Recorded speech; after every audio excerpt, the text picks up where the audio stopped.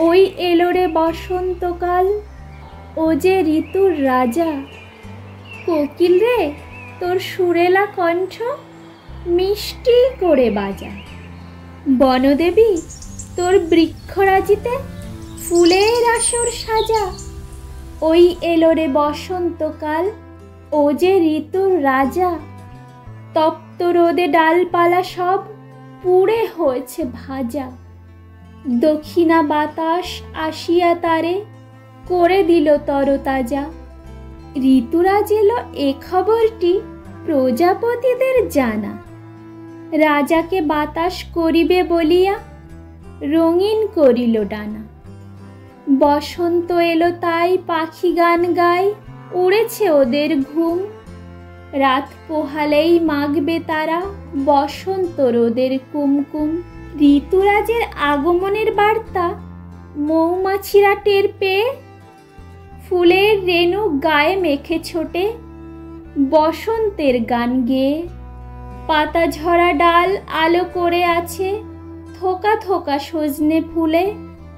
বসন্তকে রাঙাতে রুদ্রপলাশ রেখেছে কমলা রং গুলে। হাওয়ার তালে আগুন জ্বালে কৃষ্ণচূড়ার ডাল। রাধাচূড়াও বুঝতে পেরেছে এসেছে বসন্তকাল। ঋতুরাজ এসেছে জোছনা মাখা চাঁদের রৌপ্য রথে। উদাস হাওয়া আলতো ফুলগুলি বিছিয়ে রেখেছিল পথে।